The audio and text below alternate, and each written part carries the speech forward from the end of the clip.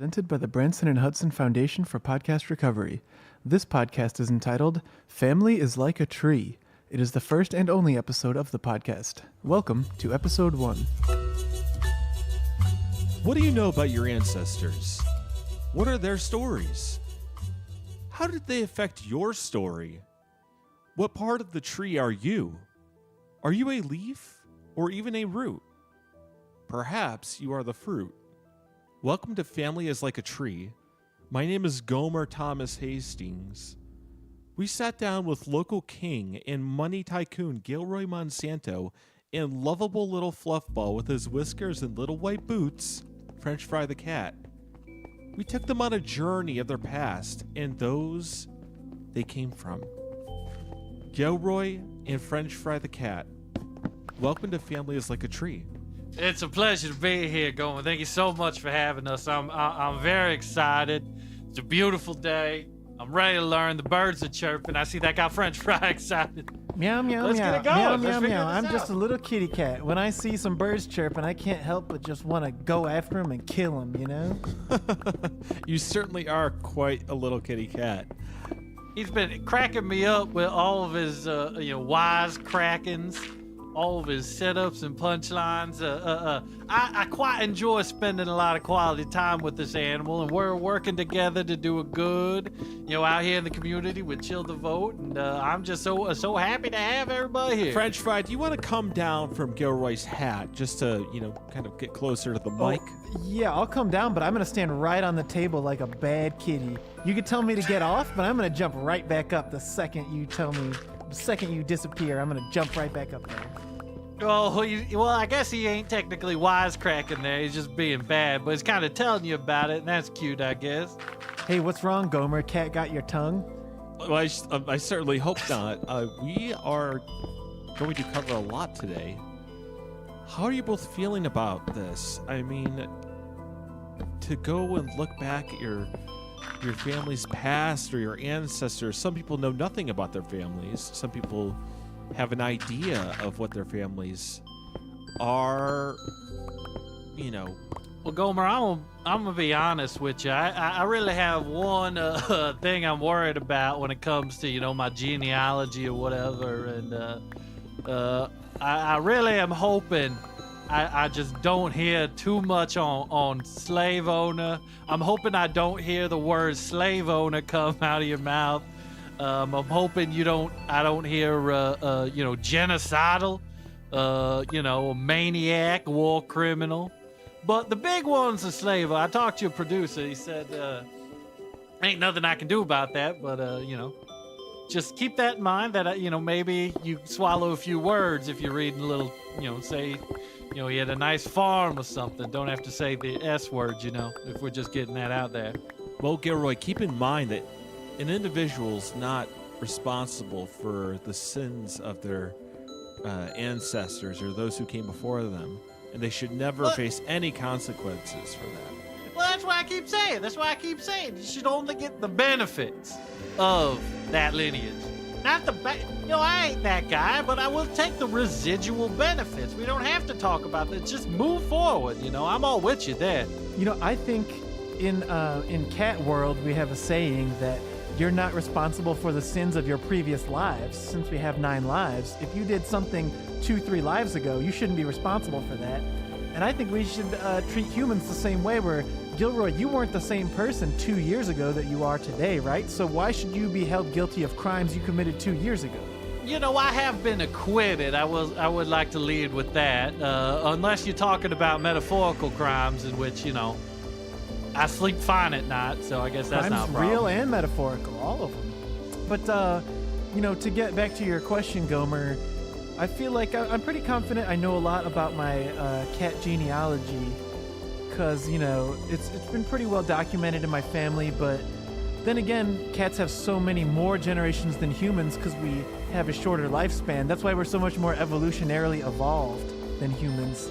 Because we go through so many generations, we just keep getting better and smarter all the time. A lot of branches on that tree. A lot of branches and a lot of twigs, I would assume. Wait, what are you talking about, a tree? What do you mean? Like if you're your family tree, like a family and So an actual tree that belongs to each family. So what's the branch? Well, that's what we're going to find out. Are you a branch, Wait, Gilroy? is this a metaphor or is this a real tree? I'm a little bit confused on the state of the metaphor. Well, we wouldn't want to be a real tree. We'll have to call the fire station for you, French fry. What? See, I'm not following the joke because I'm not following the metaphor. Are we the tree? Or are we a leaf? Or You're a branch? part of the tree. Which part of the tree? Because you keep naming parts, and that part might be me if you don't clarify what part of the tree I am. You know what I'm saying? Did you start your family? Well, I'm not a branch, right? But am I the seed? But the seeds comes up from a tree, so it starts with the seed, baby. Right? Is that what you're saying? Well, we're going to take a look. Every person is a tree, and every cat is a tree. And then we have So other what's the trees branch? that are Is No, that you're your not- arm you're- or leg You're a part or or a component of the torso tree that or makes up your midsection? family and your ancestry. All right, well, doesn't next make any time the sense. ball starts rolling with the metaphors, I would like a little bit of clarification because you talk about the branches. There's bark on a tree. Is that one guy? Is that is that like a subtype of the family? You know, a security guard or you know? Well, the bark can be something that perhaps keeps your family strong or protects it. So just to be clear, this is a metaphor, right? French fry. I guess, but it's a confusing one. Because what? Okay, None of Gomer, these trees Gomer- around here are my tree, right? What if I flipped it around on you to show you how confusing your metaphor is? What if I said that a tree is like a family? Because imagine a family doing some of those cheerleader exercises where one person stands on the bottom and they hold 2 people on their shoulders, and then there's 3 people on their shoulders and 4 people on their shoulders. It would look like a tree, wouldn't it? So in one think sense, about- a family is like a tree, and the uncles at the top are the branches, and the whoever's on the bottom of the cheerleading pyramid. You're gonna is have the little trunk. babies on the bottom of the tree. They can't hold up those uncles. No way. Yeah, that's what I'm saying. And why are you agreeing with me? That's your metaphor. Well, I'm showing how stupid that metaphor is to show Gomer why we don't understand his metaphor. Well, I forgot that you were just a wise cracking type of cat, and that I shouldn't, you know, maybe judge your actions and realize you're doing a goofy little bit. I was trying to will reveal say the at- truth at about this society moment, by I am showing how stupid it speechless. is. I'm speechless to you, French fry the cat. Well, think of it this way. If you were to look at your family tree, flip it upside down, wherever it began, that's where the trunk is. In the branching out branches, in the people, in the children, and the husbands and wives, and sons and daughters, and brothers and sisters, and aunts and uncles, grandfathers and grandmothers, all make up the branches and the leaves and the fruit. So it's like a golden ratio type of thing. It's like endlessly splitting pattern, like a Romanesque broccoli, right?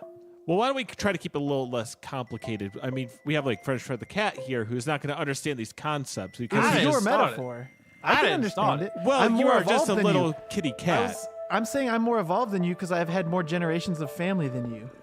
He's got an honorary. He ain't just no little wise cracking kitty cat. He got an honorary degree from Vassar.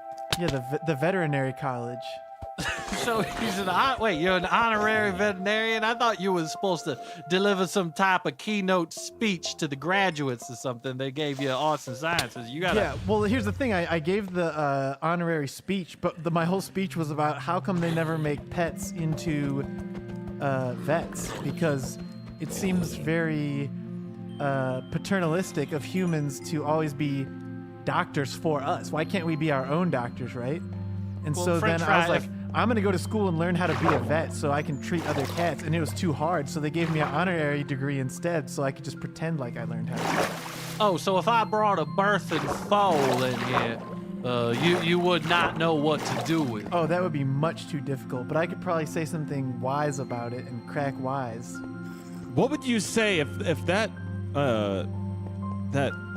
house, excuse me, horse, was being born? Oh, I'd probably be like, oh, brother, you gotta be kidding me with this.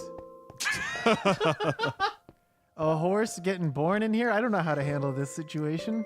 And you, a talking cat to boot. How fun that would be.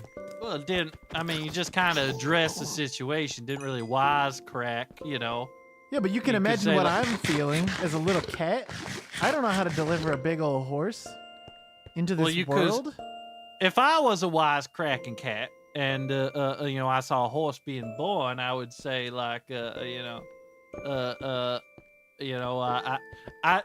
when it comes to this situation, I say nay, right? That could be like, well, Well, the horse could say that. well, you could say it as you are talking to a horse. Oh, you think like I can say their word?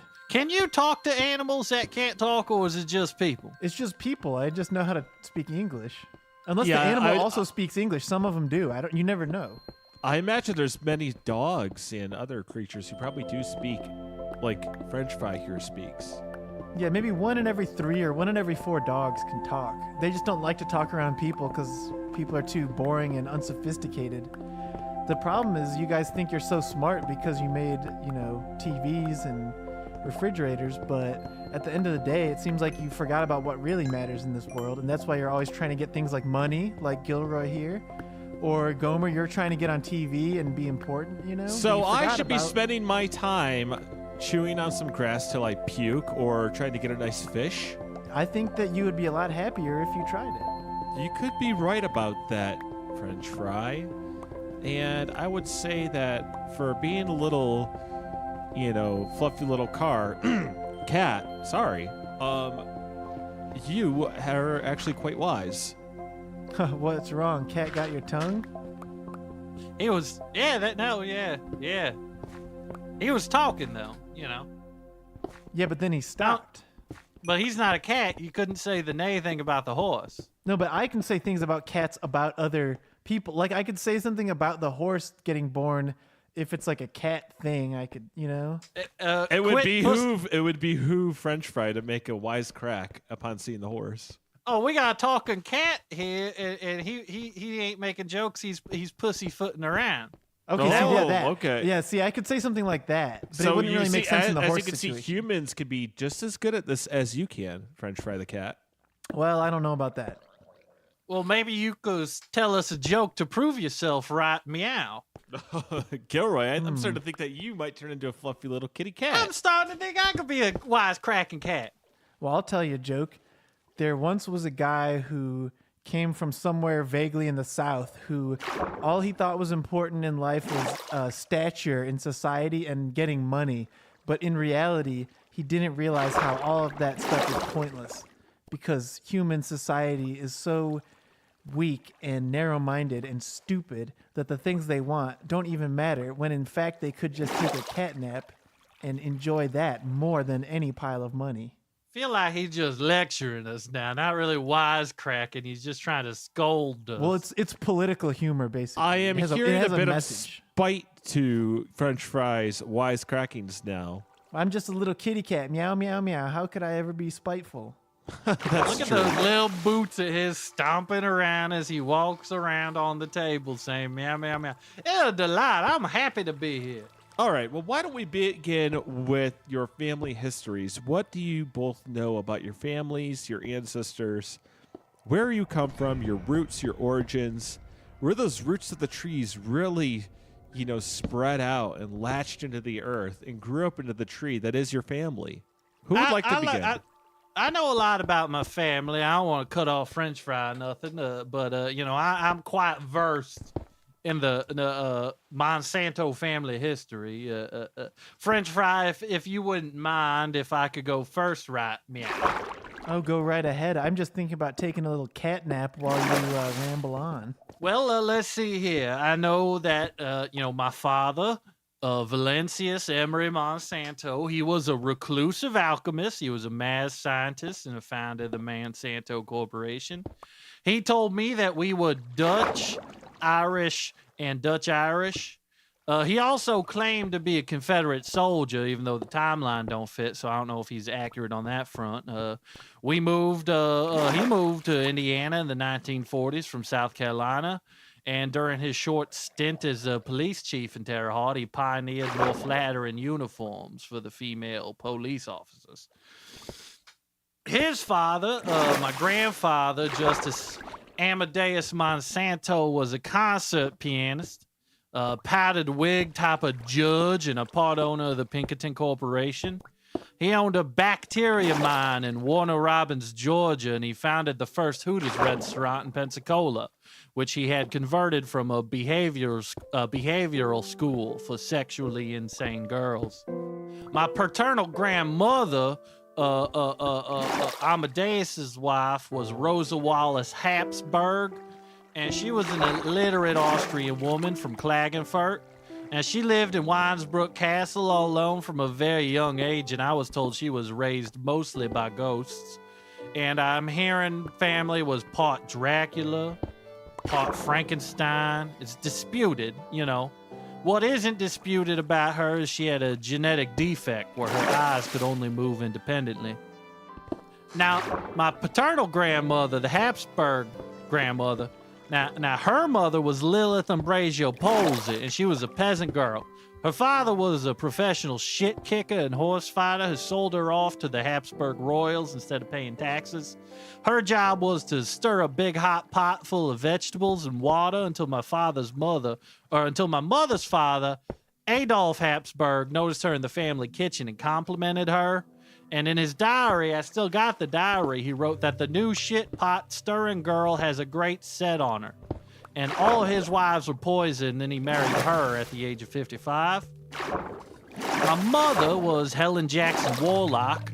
She was a 3-time Miss Indiana recipient. Her hair was so blonde it was see-through.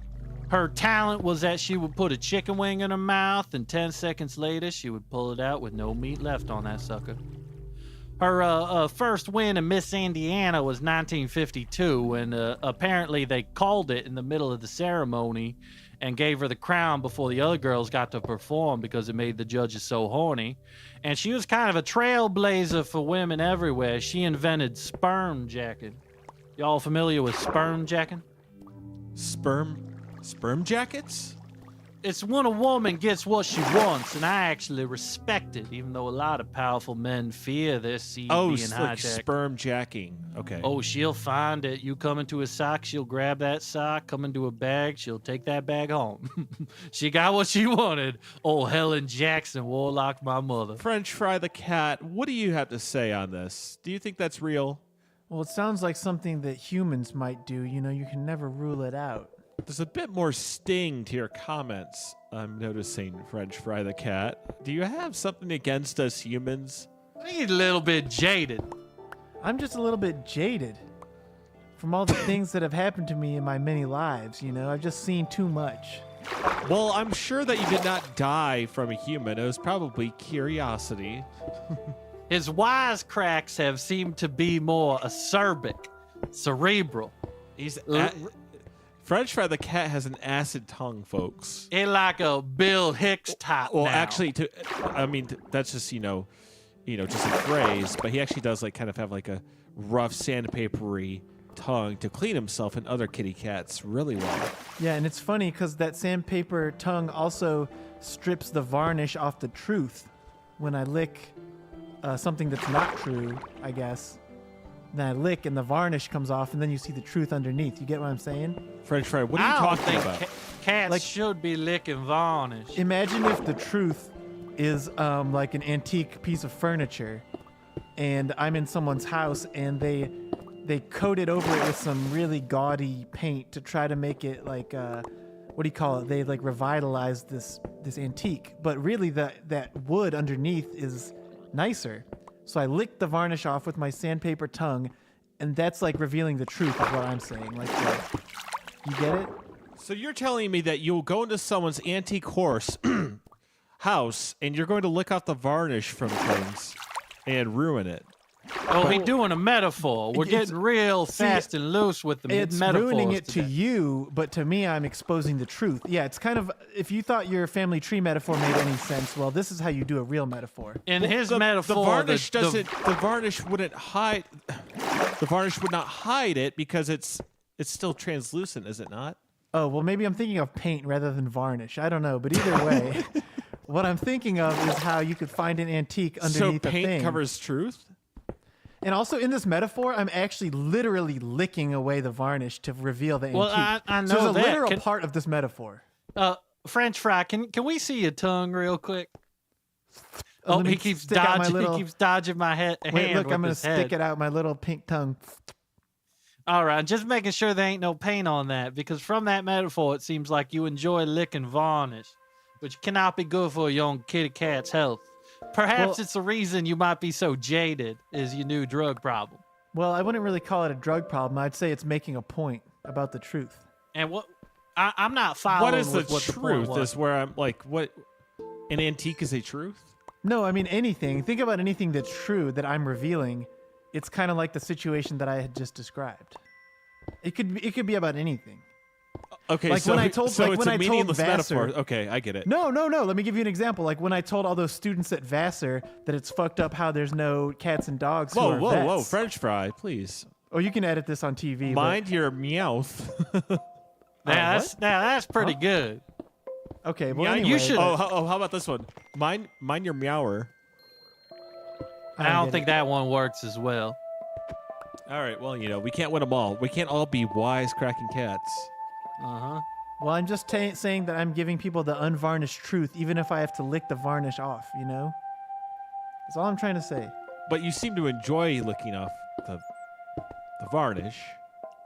Well, yeah, some people would allege that's why I actually got into it first, and then I created this elaborate metaphor to justify my behaviors. But I saw So you're a picture French Fry had put on social media earlier, and it was of him licking aforementioned varnish, and then posting it with the caption, "I'm feline good." Now that was a good one. That was a good, funny cat joke. I think that was a typo. I meant to say I'm feeling good.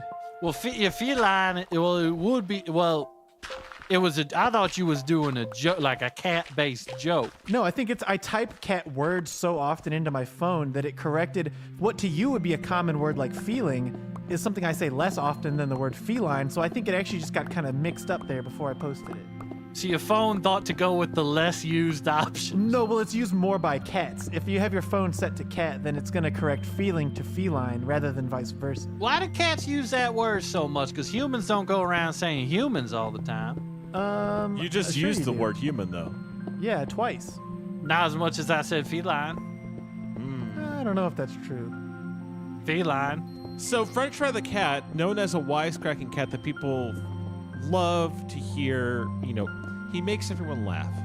And now he's kind of gotten to this state and this point with his ego where he just says stuff that he thinks is true instead of actually being funny. He's kind of just like a stand-up comedian guy now. Well, Where he where he thinks he's so self-righteous at this point, where he thinks whatever he says is true and people have to respect it and believe him and agree with him instead of just making jokes like he used to. Well, I don't really know what you're talking about because most of my influences would be cats who you've never heard of. So I don't waste my time watching your entertainment, as it were. Who's an up-and-coming cat that we should be watching? Funny Bones the cat. He's really funny. Oh, it's funny you don't watch our humans because I did watch a special recently by Top Hat. He's a wonderful little kitty cat, and he wears a top hat. Oh, I wonder if I'm related to him because I actually have cats in my lineage who are known for wearing top hats, but that's something we can get to a little later. I kind of liked a minute ago when Gilroy brought up the fact that I had posted that typo on my Instagram. It actually gets at something. There's one reason Gilroy and I wanted to come on here, just to speak to your viewers a little bit. Gilroy found me from Instagram. I don't have the biggest cat account on there, but I have the biggest cat account that's actually run by a cat, rather than just someone who's like, their owner takes pictures of them and that kind of shit you see. But maybe Gilroy, you can speak to this a little bit more, but we wanted to get the word out about voting. There's a lot of talk about voting nowadays. Everyone says it's most important thing in America, and I agree. Right, but you need to take in consideration that, while this is a democracy where people are, obliged to vote and whatnot, that doesn't mean you have to. You are no more or less participating in a democracy by staying at home, and that's why me and French Fry wanted to team up to do Chill the Vote. Just raise awareness about the vote so people got more information, know what to do with. One of the examples we do you know how long you have to wait in line in some places to vote, Goma? Well, I didn't actually find it to be quite difficult. I was able to go, and I think there was about 3 people ahead of me, but they got us all in and out pretty quick. I was out of there within 15 minutes. Some people that have to sounds go nice for wait you. 3 hours to vote. His experience is I not went to typical. vote. I went to vote, and they said I couldn't vote.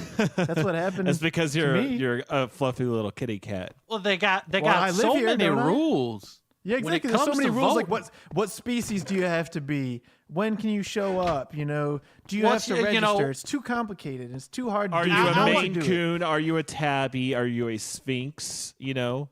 Are you a I blue went to hair? register, and they're like, "Okay, what's your birthday?"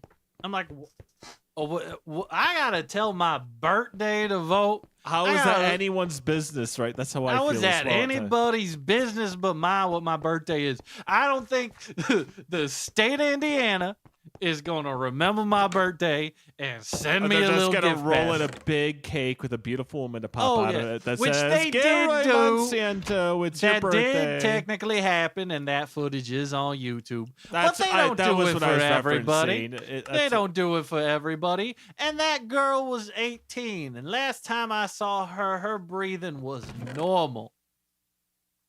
So we don't have to go back and talk about none of that. We're just here with French Fry the Cat that says we got a great tagline where voting takes too long for real instead of like for real. And it's French And fries. who came up with that line? Well, I came up with the for real. So all of these cat jokes and puns and everything, we're the ones doing the most of them. And then French Fry just complains about humans. Yeah, because you see, I started doing that stuff, and now look at humans just take my So bit. you shouldn't be French Fry the wisecracking cat. You should be French Fry the complainer cat. Well, I'm not really complaining. I'm kind of pointing out the truth about various matters. And it is kind of funny how folks like yourself and Gilroy started doing cat puns after I was doing it. I So think I had you're to just move on a to the next little thing. bit bitter because sometimes humans close doors and you have to stand outside them and meow till they let you in. Yeah, well, that's true, but that's a whole different thing. I mean, I thought we were talking about the puns right now, which, you know, I can't just keep doing the same material when everyone's doing I it. think you can absolutely do the same material forever. I think you can do that material for the rest of your life. And I mean, I'm really hope, you know, we can do, you know, you said we got the next tagline, right, coming up next election where you're going to say perhaps you could stay at home. I mean, I'll do it for the good of our political... I think you're We're raising awareness. It's a little bit degrading, you know? You got to have a card some places to vote.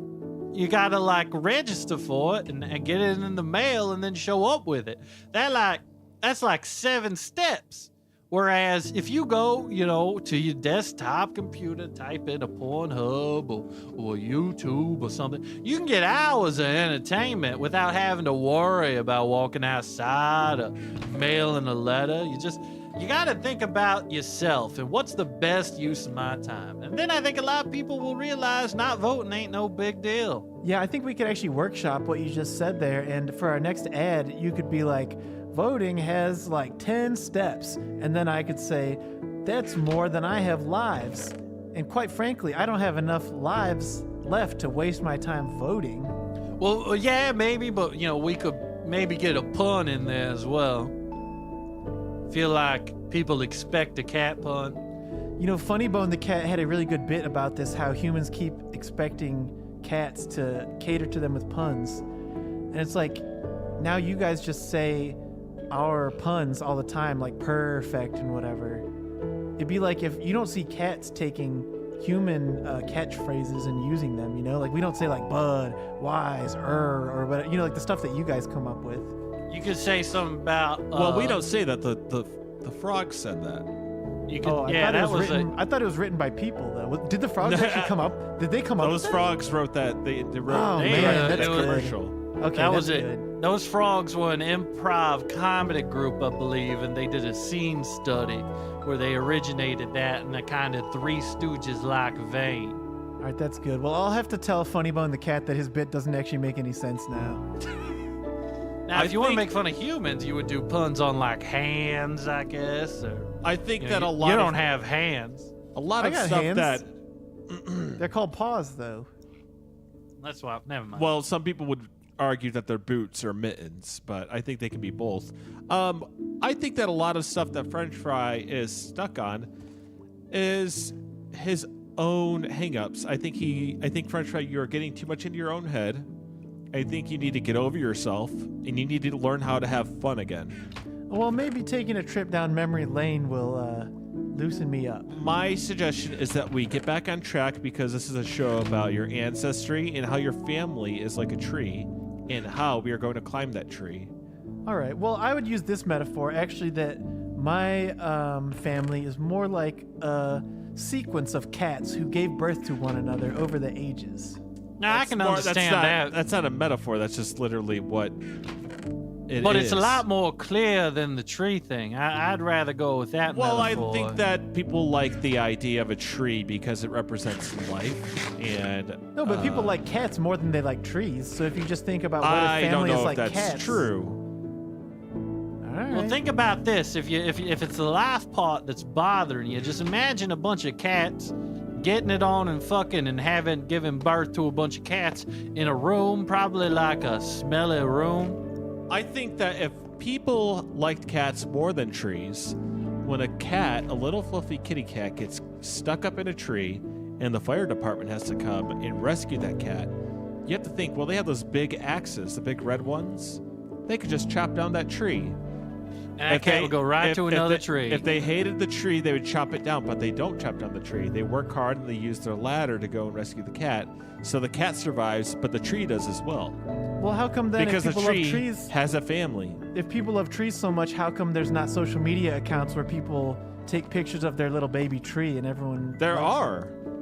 All right.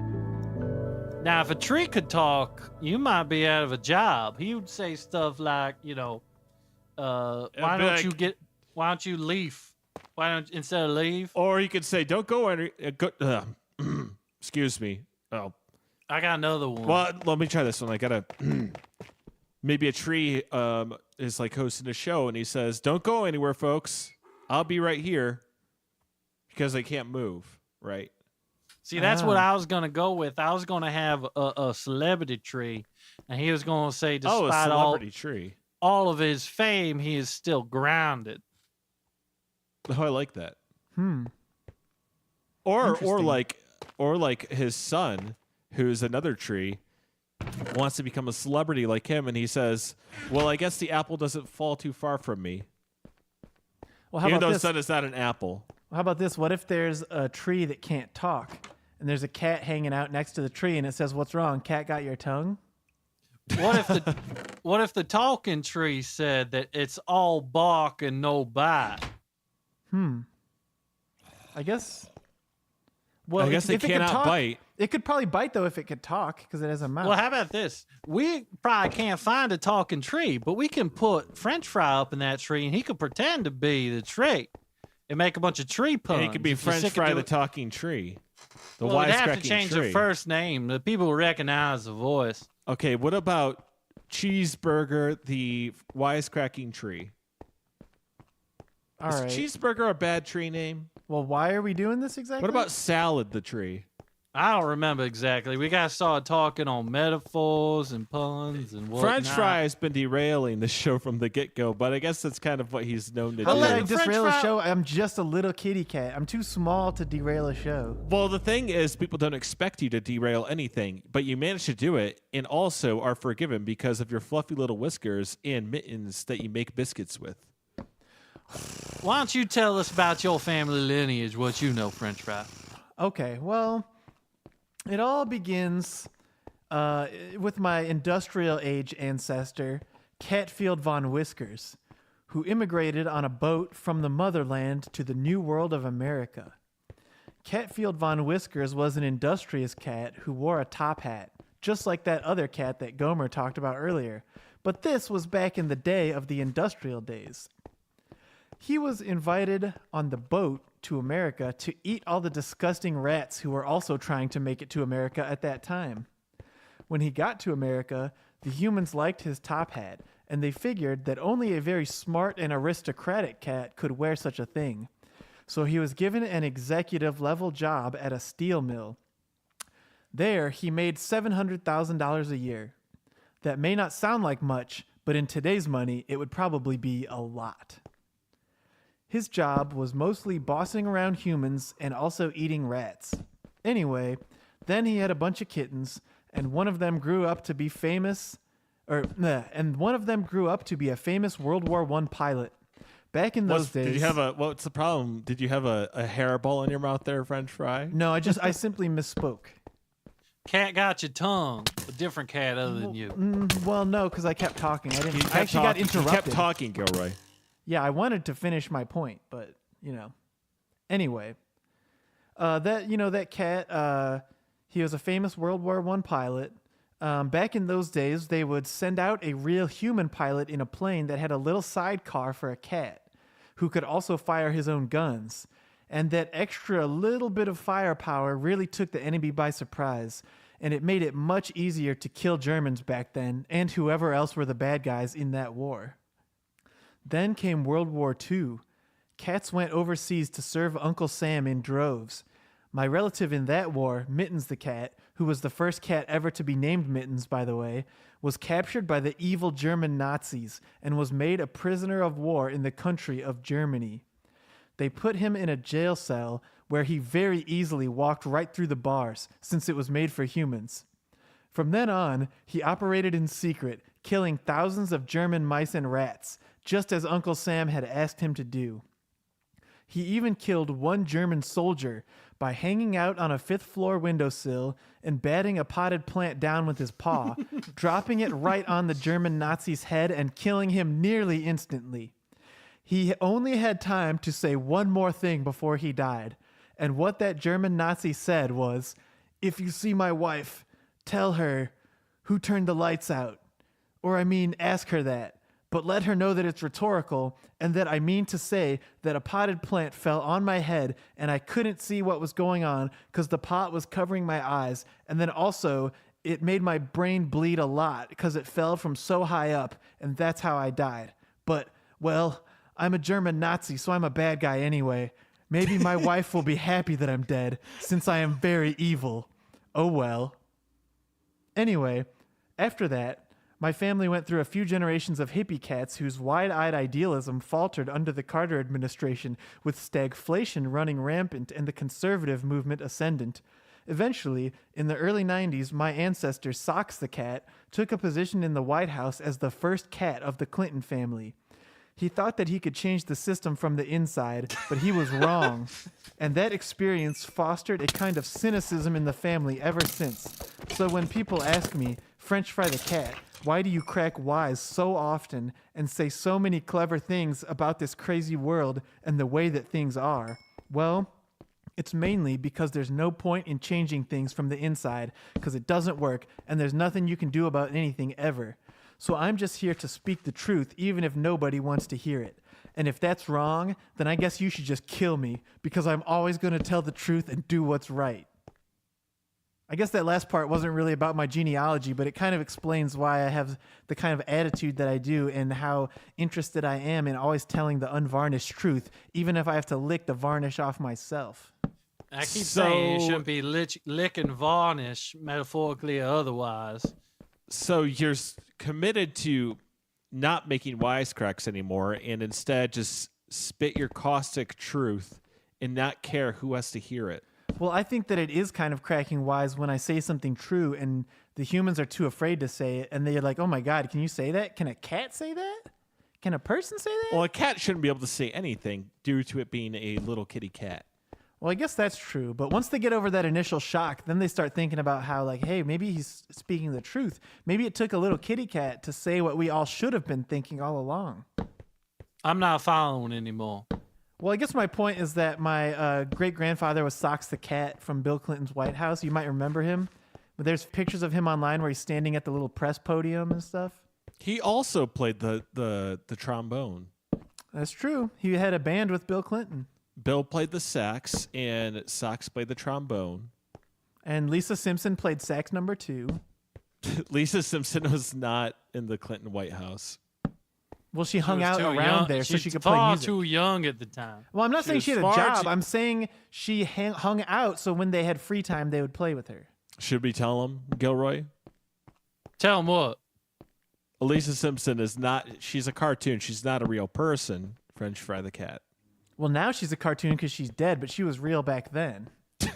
I the just 90s. thought if cats would talk, and I thought all the other rules were out the window too, so I just figured. What do you mean rules? I mean, anyway, my point is that, my family, we already tried to do it the right way, right? It was pointless. Think about all those years that Sox was in the White House. What did he accomplish? Nothing. Well, maybe you got all actual DNA results. We can learn some more information about us. How you say, Gomer? You got that ready? Well, I do have both of your DNA samples that have been processed and analyzed. And after both of you have told me your ideas of your family history and your genealogy, I can, with utmost confidence, tell you that you are both wrong. You, I think, were probably lied to for your own protection by both of your families. I don't know about that. That could be a lot to digest coming on this show and finding out. How ironic that a truth teller such as me would be lied to. Well, it's, better time than ever to break the long history of liars that made up your family, French Fry. Well, I think I didn't come on here to be insulted. I'm not maybe insulting Sox you. the cat was naive that he thought he could change the system. It but he seems wasn't that a the liar. one who proclaims to be a truth teller cannot handle the truth when it is presented. And I said this could be a lot to swallow. So if you want to back out right now, we cannot do this thing. Do Well, I either just of you wanna want to make back sure. out right now? I don't want to back out. I'm interested to know. Let's just say if the word slave owner comes up, let's just say hypothetically, because I don't know. Let's just say if the word slave owner comes up, we'll just say job creator instead.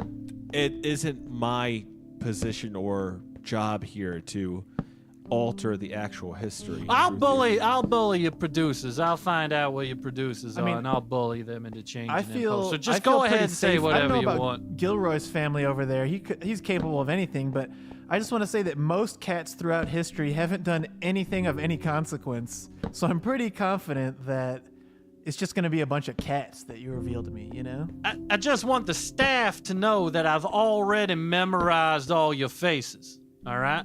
So do with that what you may with that information. Well, where do we begin? Going back further, I will start with Gilroy. And there's still some more research that has to be done. You have quite an extensive family, as people heard you describe them. And that wasn't all true, but it all wasn't untrue. And there is many different, notable people in your family history. It's actually quite stunning. Let me have it. Gilroy is one of the few men who is a direct descendant of Charlemagne. I love him on the radio. Hey, I don't know how my lineage reaches him, but he's so funny in the morning with getting everybody a freestyle rap and whatnot. Love him. I'm happy about that news. Well, I'm not talking about the radio host who harasses women on the air. I'm talking about the famous Love king. his work. Oh, the king. All right. No, yeah. All right. I'm the king, huh? That's what you're saying to me? You are, you're a local king, I know that much. And you are actually, by relation to Charlemagne, related to famous actor Christopher Lee from Lord of the Rings, The Wicker Man. Oh, well, He played Count Dooku from Star Wars, one of your favorite series. Oh, he had the red lightsaber that was sort of curvatured at the bottom to signify, a lack of masculinity or something. I'm not sure still exactly wrestling with that one. And switching over to French Fry momentarily, you are a direct descendant of Charlemagne's cat. Ooh, that's interesting. See, my family also says that I'm a direct descendant of Cleopatra's cat, and don't shoot the messenger when I say this because people are going to get mad about this, but the name of Cleopatra's cat was Cleocatra, and I am descended from her, so maybe Cleopatra and Charlemagne's cat had babies together. Well, you're also, French Fry, a direct relative of Napoleon. Not his cat or anything, just Napoleon. I don't know where that came in, but you have his DNA within you. Maybe that's why it's easy to speak English. Because he spoke French. It's not that hard to make that jump, though, you know? A lot of people say English is one of the most complicated languages. A lot of people say English is one of the most French languages, too, though. So I can see why somehow that crossed over in the generations. I mean, being related to Napoleon is pretty French cool, but it's no Count Dooku. French is not a very old language. It was actually spawned from English. But you have to think about how I've had like 5 times as many generations of cats as you've had humans in your family. So there was plenty of time to pass all that down and get it all mixed up. Well, Gilroy, why don't we skip over the 1700s, the 1800s, yeah. You're speaking my language. There's a lot of guys in white suits like you who are from the South. They did a lot of things, and there's a lot of gray areas, a lot of complex issues. And I can't say you're going to be proud of all of them, but you should be proud that they were all American. Well, I will say, I know where you're going with this, and I know my maternal grandmother. You know, she ran a disgusting candy store selling nasty, antiquated licorice-based treats that all had horribly racist names. And yes, she did found the female branch of the KKK, but, you know, my family got ahead of that, and we rebranded the whole thing to Mary Kay Cosmetics. So you don't have to mention her. We're already way ahead of that. Can I speculate about the female KKK? Did it stand for Ku Klux Queens? I mean, yeah, I think they just called it the female KKK. I think they were just real lazy that day. So they didn't really try to come up with their own acronym or anything? No, they'd slightly more feminine hats, I imagine.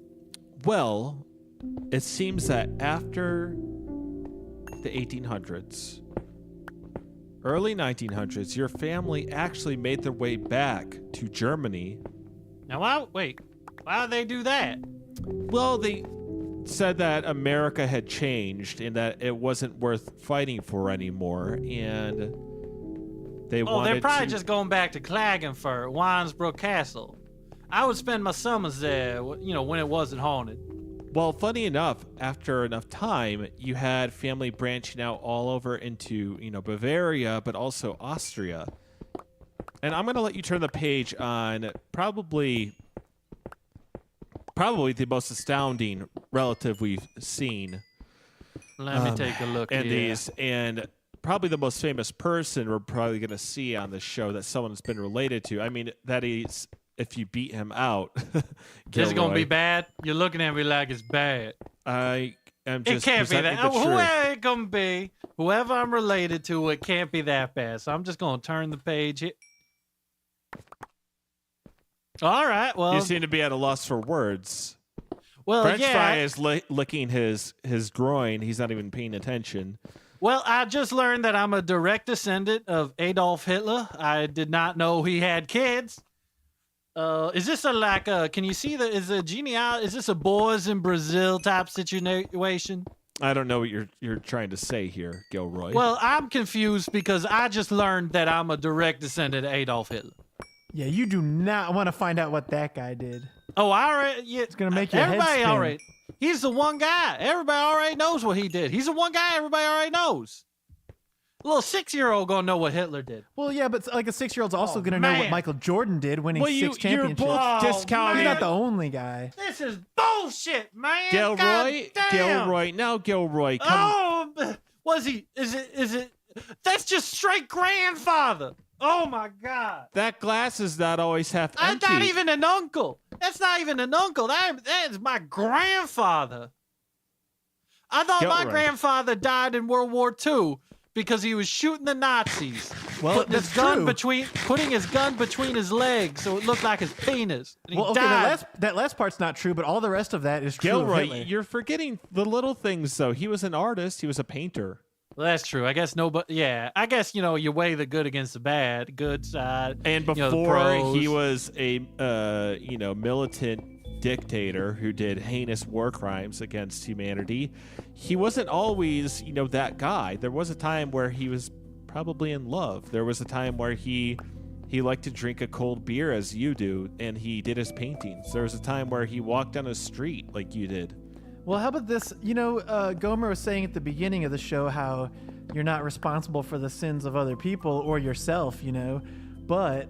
I did not say that. Well, you implied it. But anyway, what if you did want to make up for some of the stuff he did? Like, if you remember what he did when he killed all those people, what if to make up for that, Gilroy, you had 6 million Jewish babies in your lifetime to set things right? Well, first of all, I don't know how that would go over at the country club. Second of all... That sounds like a psychotic idea that only a wisecracking cat could come up with. I don't think I'm just I trying can to set be... things right for you guys. I don't think I won't be able to set things right with Hitler.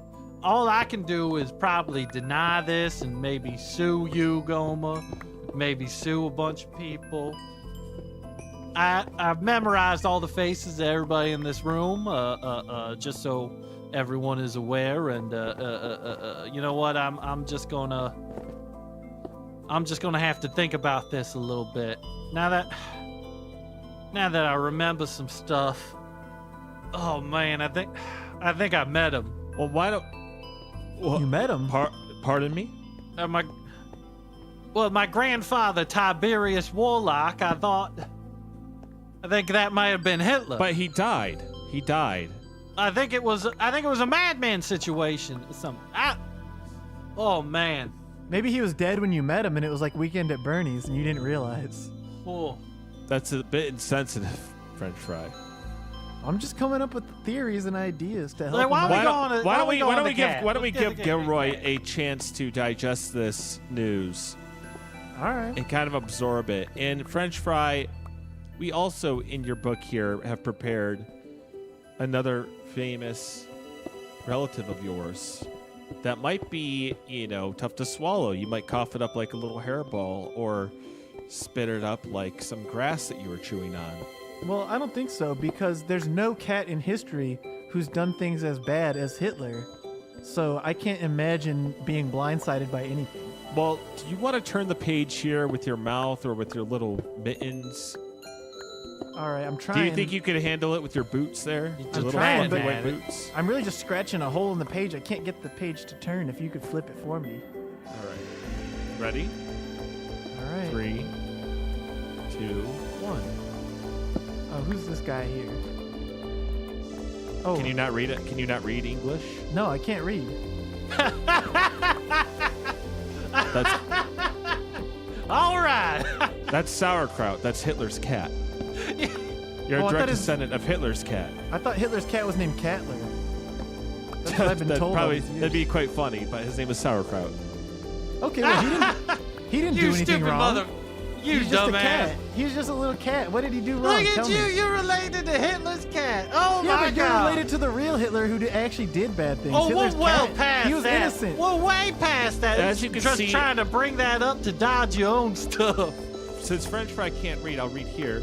Sauerkraut was Hitler's favorite cat that he owned, and Adolf Hitler often let Sauerkraut press his big red button, which did very bad shit to people. Well, what about my other relative who was a good guy because he killed a Nazi? It all kind of evens out. Does it, though? I think it does. That button couldn't have killed that many people. It probably was just like... I think it's even worse because, as you claimed before, cats know better than humans, and it was, doing these horrible things that humans do. Well, maybe not, because what if Catler or Sauerkraut or whatever, he was clicking that button and it was killing cats, but each of those cats had 9 lives, and he was humane enough to only kill their first 8 lives, so he never killed anyone for real. Now, it says right there on the page, you can see a picture of the button, and that one went straight to gypsies. That was a gypsy. That wasn't a cat one, a gypsy cat. That was just... He was killing humans as a cat. I still don't think he's as bad as Hitler. Oh, I think he might be worse. He might have been worse. He might have been the brain spine operation. Hitler didn't have the guts to push. My grandpappy Hitler didn't have the guts to push that button. Oh, so you're saying there had to be someone manipulating him because he never would have done it without a mastermind. It had to be the you cat, just got to take the loss. I'm just glad we got out of here, with just Hitler, and I don't have any slave owning Monsantos or any stuff like that going on. You want to throw me a bone here? Do I have like 3% of any ethnicity that would get me out of some trouble in case I say some things that would be uncaring to the opposite eye? Your first cousin is Pauly Shore. Well, all right, 0 for 1. Can't win them all, I guess. I'm related to Charlemagne. Maybe I'll be on his radio French show. Fry, you are also blood related to Felix, who's quite famous and iconic. He was a clock to many people. I believe he was some sort of French performance art cat. He was like Garfield if Garfield wasn't funny. Yeah, because he had a message. He's not just some fucking buffoon who tells you how much he loves lasagna to make humans laugh. What was his message? Well, he was put into a clock to show how life is like that, you know? How it's always like ticking down on you. Well, he was a cartoon cat, and he had a lot of merchandise made, you know, modeled after him. And the clock became kind of iconic, a Felix the Cat clock. Yeah, he's aspirational. I'm trying to be like that. Everyone needs to have a French Fry the Cat clock. Whereas in their Garfield, house. he just slept all day and still complained constantly. Well, maybe a bit like French Fry here. Yeah, but the good thing about that is that he wasn't out there voting. Am I right, Gilroy? Yeah. Let's get back to it. Gilroy, maybe we should chill on pushing our not voting message in light of recent news. Maybe we should at least take an afternoon to see, you know, maybe if there's gonna be any fallout. All right. Well, I think that there's some more exploration to be done. We're unfortunately out of time today, but I want to thank both of you, Gilroy Monsanto, Fred the Cat, for joining us on the show. And I would love to have you back sometime to tell you more of your shocking, you know, ancestry. Wow. Maybe I'll reveal my ancestry on here sometime.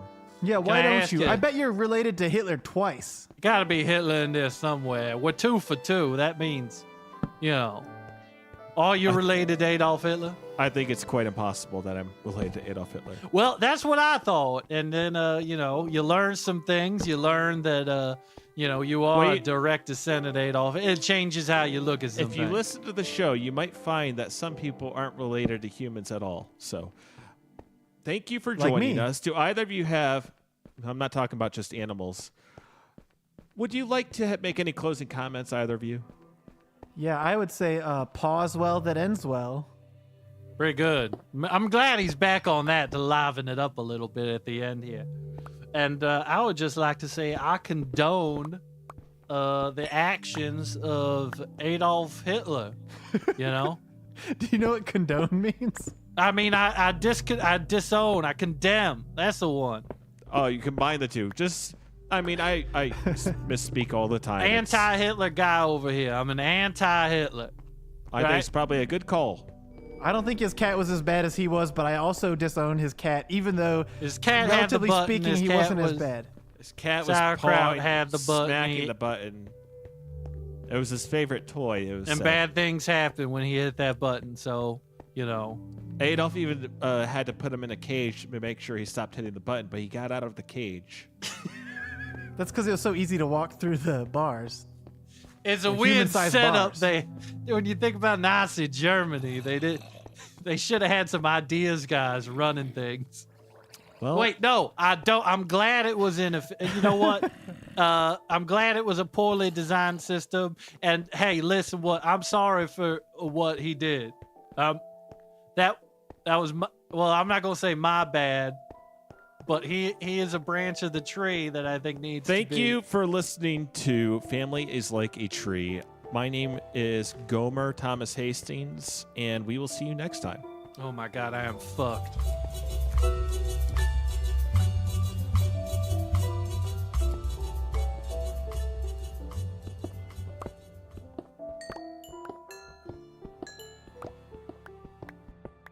The following is an archived podcast presented by the Branson & Hudson Foundation for Podcast Recovery. This podcast is entitled Mandatory Sales Success Clinic.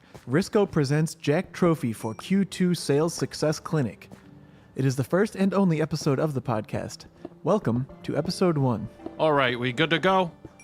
We good to get started here? Okay, everybody have your seats. I'm going to start somewhat unconventionally. I have $5 here for everybody in attendance. There you go. There you go. There you go.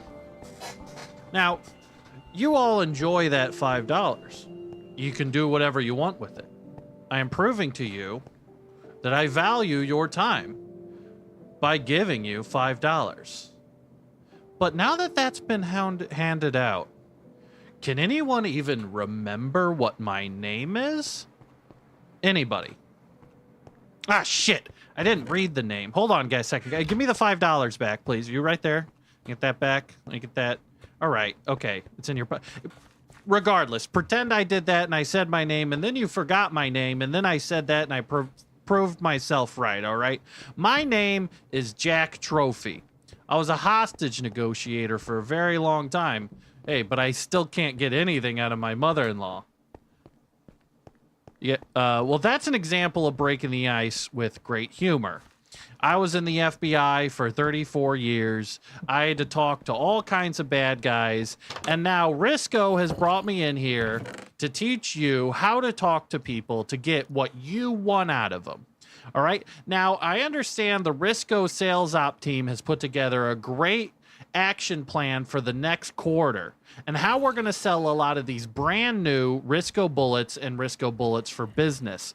But before we get settled with all that, I'd like to talk to some of you guys in here. Maybe you guys could go around and introduce yourselves. I don't know. How about you? Okay. My name's Ben. I'm Ben Orleander. I'm one of the sales associates here at Risco. All right, and how long you been here with Risco? About 4.5 years. And you sell a lot of tablets? You're pretty happy with your strategy? Well, we sell a lot more than tablets, I think. A tablet is kind of like a vessel for everything we sell. Well, you a software guy?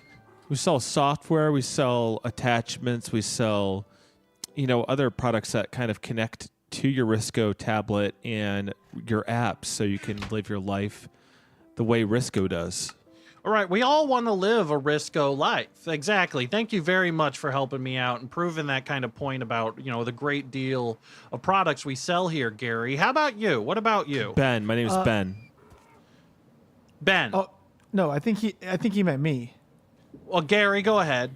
Oh, no, my name's Terry, actually. Terry Drexler. Oh, yeah, correct. I'm sorry, Terry. Gary. Yeah, I'm a marketing sales analyst for Risco Systems Analytics, which is a subsidiary of Risco, just kind of helping to reframe the think space of the Risco brand in real time. That's great. Was that a prepared statement in any way?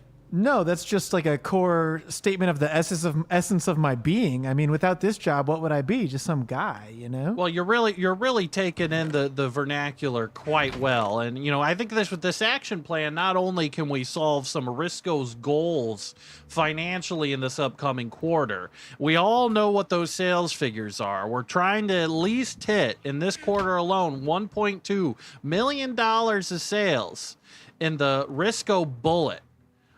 Which is the great new tablet that they're putting out there. So you guys, I take it you've all been told to clear your schedule for the next month, as we're going to be hitting every big box retailer, every hospital, every university, and we're going to try to push as many of these Risco business tablets as we can, all right? So I'm going to show you guys how we're going to do that, all right? But before we got started, do we got any questions about the Risco tablets, the Risco Bullet, the Risco e-tablet desktop interface software in which you can click around on your computer and pretend it's a tablet?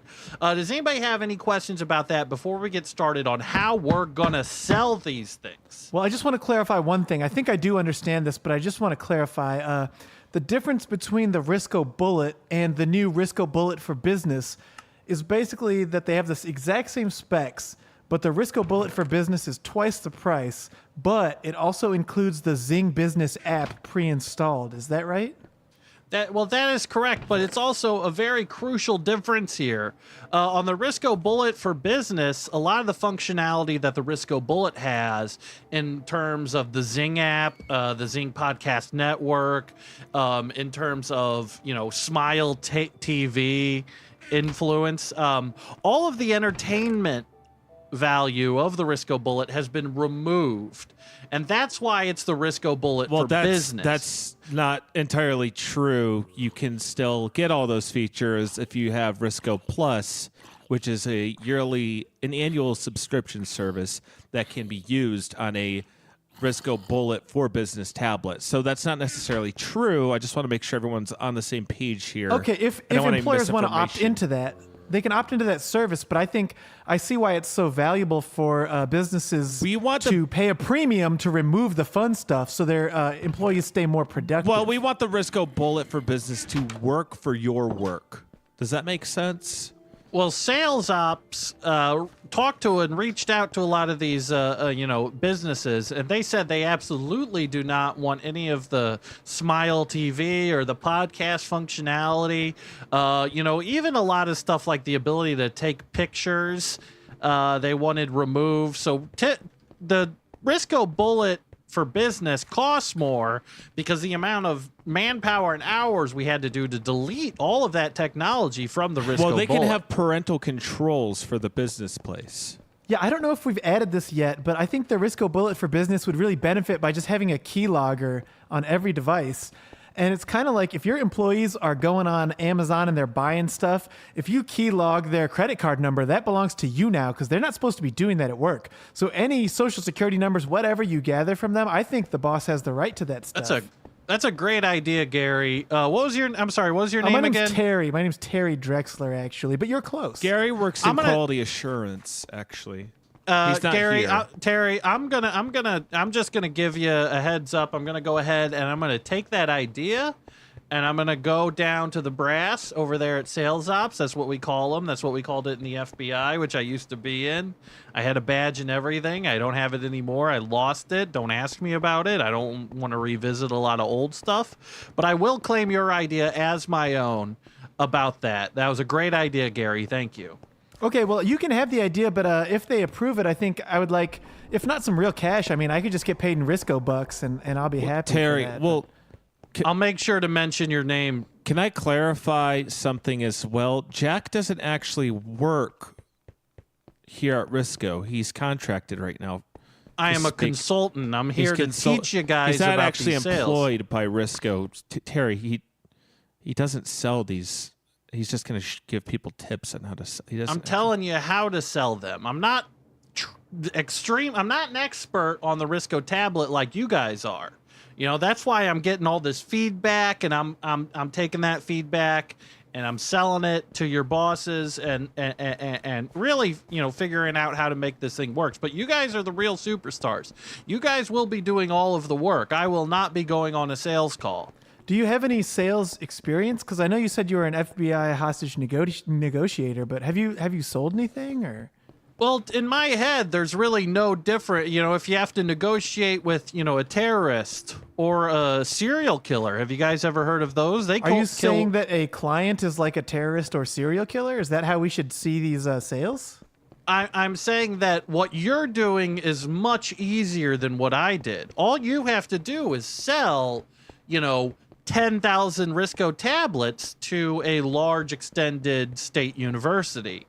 Whereas, what I had to do, is I had to talk to these terrorists and I had to say stuff like, homo says what? And then if they said what, then they had violated their own religious things. And then I had them in a thought psychic loop in which I could exploit their mind terranium to agree with whatever conditions I set forth. Now, I don't know if you think you're smarter or better than an FBI, hostage negotiator, but if you don't think what I do has any value, I guess I could just go spank my little butt on the door on the way out. Is that what you're saying to me, Gary? Well, once again, I mean, my name is Terry, and I'm not really saying that I'm any smarter or better than you, but I might be more capable of selling Risco tablets, including the new Risco Bullet for Business. Yeah, so, like we sell like tablets to elementary you're schools. saying- Like they're not. You think like kids are a bunch of terrorists? It's not exactly the same. So what you're saying is that the outside of that door right there should be spanking my little butt right now as I walk home. Is that what you're saying to me? No, what I'm saying is that if we were both together in a situation, and let's say you were trying to negotiate with a terrorist, and I was there trying to sell a Risco bullet for business to the terrorist, I feel like I could sell him that tablet before you could negotiate. I don't think this is a good. Okay, let's do a little role play. No, he wants to come I'm at not the sure big this dog. is a smart path to go down. We want to talk about how we should be selling. We should be selling this stuff Gary. to terrorists. I don't know. We'll do both of them. Gary, I'll pretend His name's Terry. to be an Al-Qaeda terrorist deep in the foothills of Afghanistan, right? Miles underground in a subterranean network that only exists to destroy your children. Now, I want you to try to sell me a Risco tablet, all right? So go ahead. Okay, hey, is this the residence of the terrorist? All right, you just got shot in the head. No, I didn't. I got my 'Cause Risco that is tablet in front of me, and he shot the tablet, and it bounced right off. Those I sat on a tablet and it shattered to pieces. It's not stopping a bullet. They've tested the bullet, though. The bullet is virtually indestructible. All right. Let's say the terrorist doesn't have a gun. Let's make it easy on you. Okay, so what do you say? We'll run it back from the start. Okay, is this the residence of the terrorist? No. Are you American? Well, let me just say that whether or not I come from any particular nation, I have a global solution for your terrorist needs that actually puts all of your terror plans at your fingertips at the push of a screen.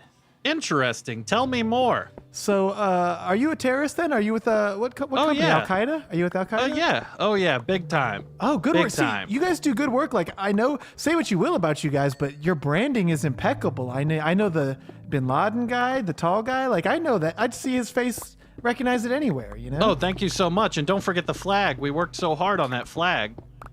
But I got to imagine out here that you don't have reliable Wi-Fi kind of in the middle of nowhere.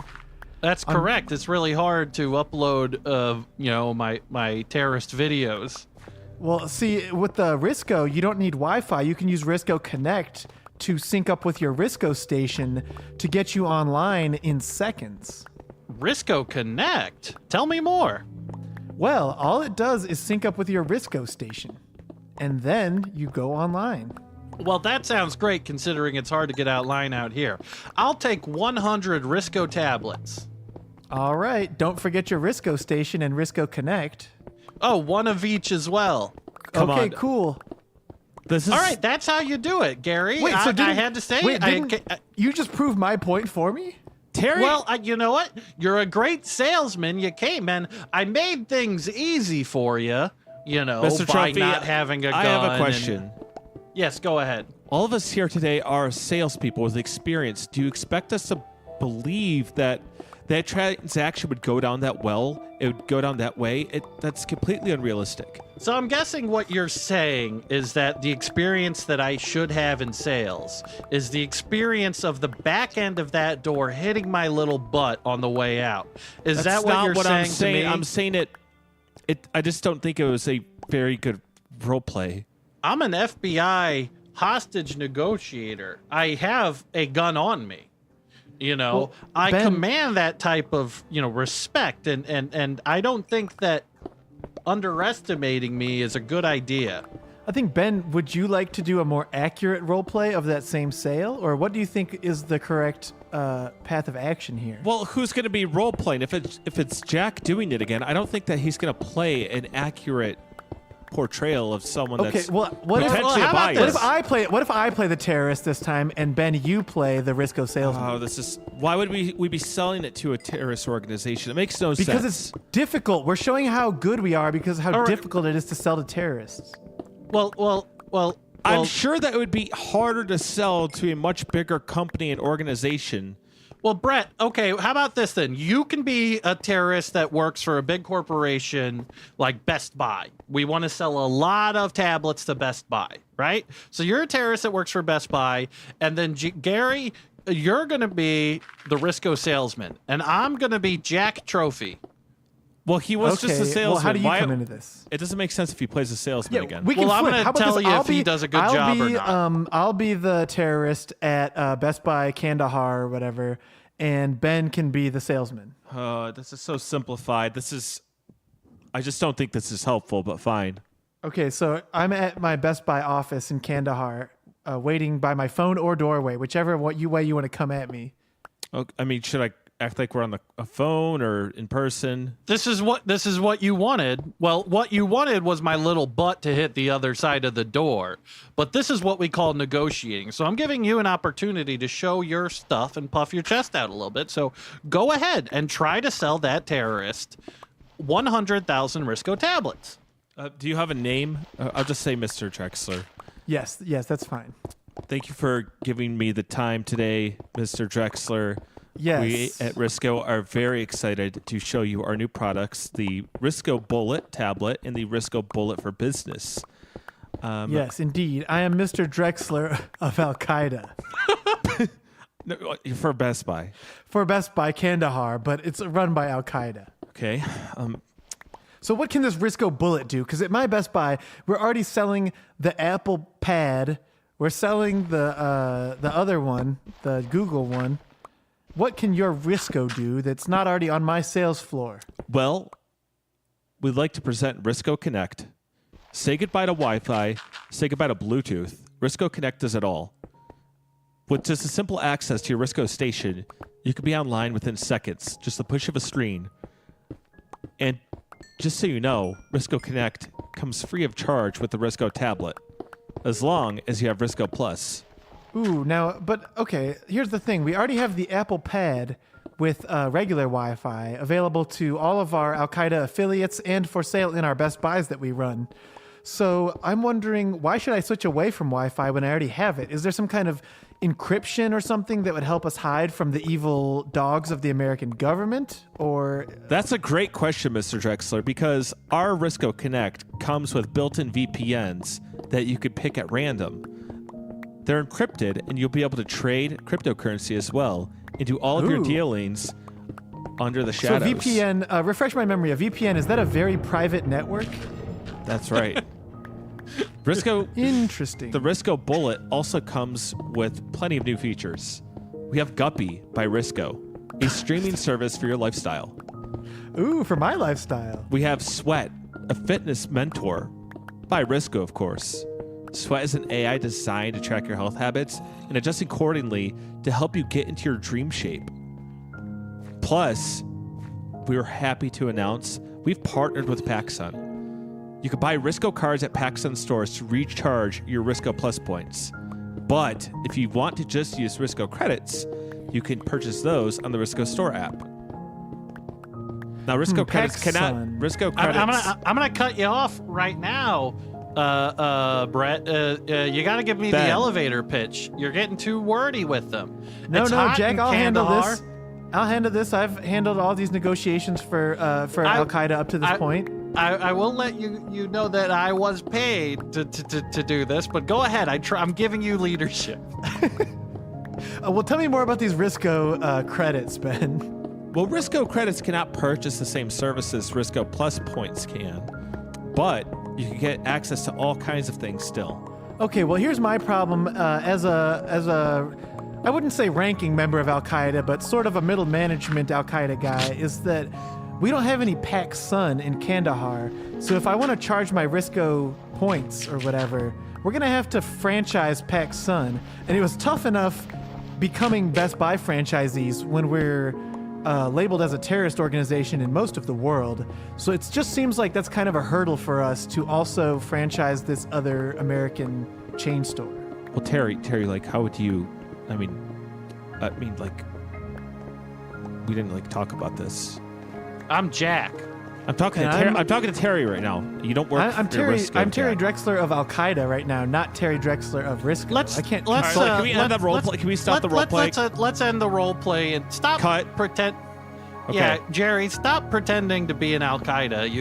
You've been smiling really big the whole time you've been talking about being an Al Qaeda.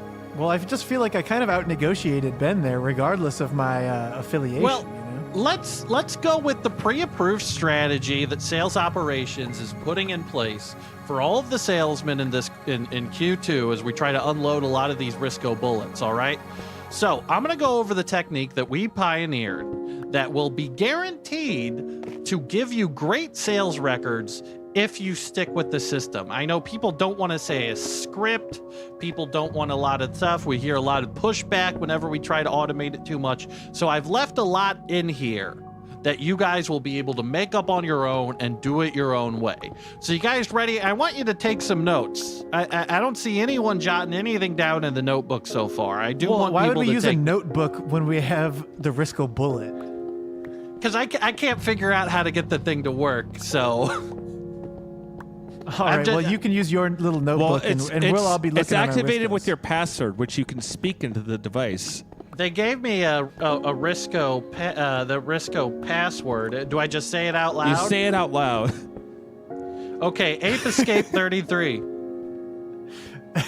It's not unlocking. Hold on. Well, that's because it sent a verification code to your Risco Phone 7. It's case sensitive. You have to say it loud if you have it in all caps. Oh, it is all in all caps. Thank you. Ape Escape 33.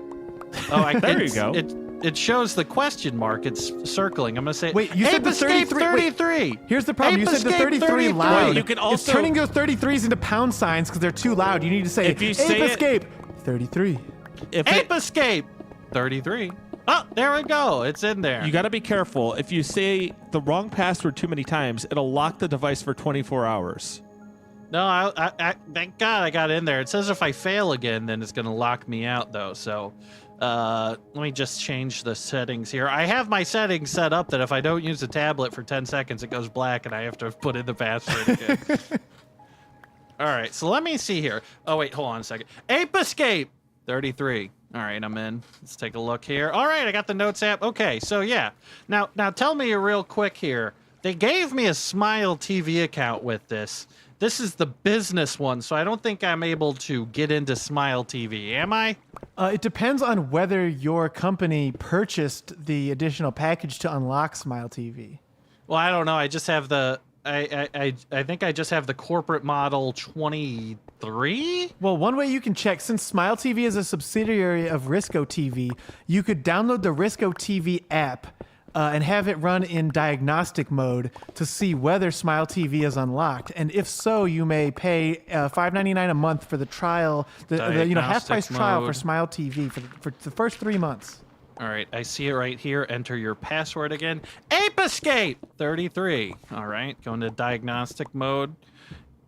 All right, it does say I do have Smile TV enabled, but I do have to wait 15 minutes for it to restart now that it has gone into diagnostic mode outside of its regularly scheduled diagnostic Well, are you time. trying to watch Smile TV during this meeting instead of well, you know, teaching us? just while other people are talking, I'm still going to be going. All right, you guys ready to learn the techniques that we're going to do to sell this thing? Well, if you go into Smile TV, you'll see that even the Risco Bullet for Business has access free of Ape charge. Escape 33. Hold on, I had to get into there. Can have access free of charge to the animated Band of Brothers series exclusively on Smile TV. Oh, wow, I can see a banner ad for that right now. It's kind of crazy when you have the subscription. And next month, our banner ads. That'll be gone next month, but then you'll have access to Nanette too. Oh, wow. I see you have an animated superhero sitcom where the main character's power is radical empathy. That sounds pretty good. I'll probably watch all 3 seasons of that. All right, let's get into it. All right, let me pull up my notes here. Ape Escape 33. All right, so I have a quick 4, maybe 5 technique system, depending on how it goes, that you will be running through on all of these scheduled retail meetings that we have coming up this month, all right? So, you're going to go to the business office, you're going to meet the client. The meeting has been arranged for them, you know, they aren't involved. They usually have been giving this assignment from higher up to understand exactly what their sales figures will be. They don't know you. They aren't involved. They don't know as much about the product as the people underneath them. You have to establish yourself quickly. We're going to do the first technique, which I like to call skipping the first impression. Well, what do you mean skipping the first impression? I bet some of you have questions about that. As would I. So here's what I did. I already skipped the first impression when I came here today. I told you I forgot to tell you my name. The plan is you tell them your name and then you immediately give them a little money. Everybody in the room gets a little money, right? You better hope it's a small meeting because everybody in the room gets $5. All right? Now, Risco will not be giving you this money to give them. This is just a sales technique if you want to get ahead, right? That $5 I gave you that came out of my own wallet, you know? So you're going to give them a little bit of money. I think it feels like an empty gesture. In what way? Or corruption at worst. It might be worse than that. Well, I find it to be a bit insulting, actually. It's a bit patronizing is all. Interesting. Why? What about $5 do you find insulting? I mean, I feel like you're treating us like children. Like, oh, if you're good little children and listen to my spiel, you get a little reward like this.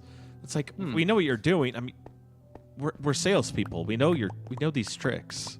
That's interesting. So you feel like I'm talking down to you, whereas, I feel like you treat me like a dog and that you think my little butt should be hit by the back of that door there. Well, I feel like that you think we're sitting in a bunch of high chairs and we're slamming our hands in spaghetti sauce and we're getting Cheerios stuck to our arms and falling asleep. That's exactly what I think, because you never had to negotiate with a terrorist. The time you did we do actually it was do that. I don't work for the FBI. We don't work for the FBI. That makes no sense. I had to talk to a serial killer, and he's like, I'm going to kill all these people. And I said, listen, don't do it. You just want their guts. I'll give you a train full of guts. I thought you were going to say I'll give you $5. That's what I got a bucket full of guts slid into the door. He played with that. Everyone got out safe. I got a medal from the city. Prove it. It was Cleveland, but it still counts as a city. Can you prove you have a medal? I don't carry the medal with me. And I can let me pull up a picture of me receiving the medal on my wrist. On your Risco medal, on the Risco 3. App. If you go into the Risco bullet, you have to open up the browser app, which is actually the Al Pacino app. You guys got to stop talking when I do the password. Ape Escape 33. The browser is actually the Al Pacino app because he partnered with Risco to be the spokesperson. So it's not like, Apple has like Safari and like Google has Chrome. Risco has Al Pacino, and he'll here. All right, I got it. Here, look at this picture with me and Chief Wahoo, and he is presenting me with the key to the city of Cleveland. I thought you said it was a medal. You said it was. Well, it was a key to the city, but you can see the key to the city has a little like neck, it's got a lanyard. Is it even actually made of metal? No, it doesn't unlock any doors. Why would they make it out of metal? It's a metaphorical key to the city. So what does it unlock? What does a key to a city unlocked? It seems like another empty gesture. Well, it would have to be a really big lock. I haven't seen a lock that big. It's like a 2-foot long key. I think that the Risco keychain app is much more useful because it holds all the passwords you actually use, and I guess you could even put metaphorical crap like this in there. Let me too, check this. Let me just unlock my Risco tablet. Everyone be quiet, please. Yellow Submarine 94. Pacino. What is the point of a key to a city? It's an empty gesture. It's a metaphorical gesture to honor someone. Thank you, Pacino. I still think it's. You know what? I should we just move on to the second technique? All right. And you know what, Jerry, Ben, it wouldn't kill you to lay off my little butt a little bit. Especially you, Ben. You've been really just trying to put my little butt on a date with the back of that door. And I don't appreciate it. Because I was a hostage negotiator for 34 years. So what? I don't know about the little Risco tablet, right? It's just sales. Just follow the techniques. Just because I don't know how many RPMs are in this bad boy doesn't mean, I can't sell it. Or, just because I haven't ever sold anything doesn't mean I can't help people sell stuff. Because of the whole FBI thing. There's a YouTube video in me that has like 900,000 views. Like, I'm somebody. Wasn't that just a Risco Talks video? Risco invited you to give that speech. It was Risco X. It wasn't the official Risco. but it was put on by Liberty University, and they seem pretty on the ball. Listen, all right, let's skip it. You've met a client, right? You skip the first impression by giving them money. You haven't told them your name, or maybe you told them a little bit. But either way, you're going to tell them whatever they call you your name that they got it wrong and correct it to something slightly different, right? That is a good way to build a sense of that the client owes you something right off the bat. And we're going to keep that going. But at this point, we're going to skip the other way. So for technique 2, when we're getting down to brass tacks, you've established yourself in the meeting, you have their attention, right? You've skipped your first impression by giving them money. So it's time to listen to what they say. And how are you going to do that? You're constantly going to say incorrect things to make the client feel comfortable in correcting you. Get states' capitals wrong. Say St. Louis is the capital of Missouri. The capital of Ohio, is Benville. Say that the smell of rain is called sandalwood. You could say that Taye Diggs is the richest man in America. Say epitome instead of epitome. People love correcting other people on petty shit like that. Well, how are we going to steer a sales conversation toward Taye Diggs and state capitals? Like, it seems like getting way off our mission here. Oh, this unit is made in Tacoma. That's the state capital of Seattle.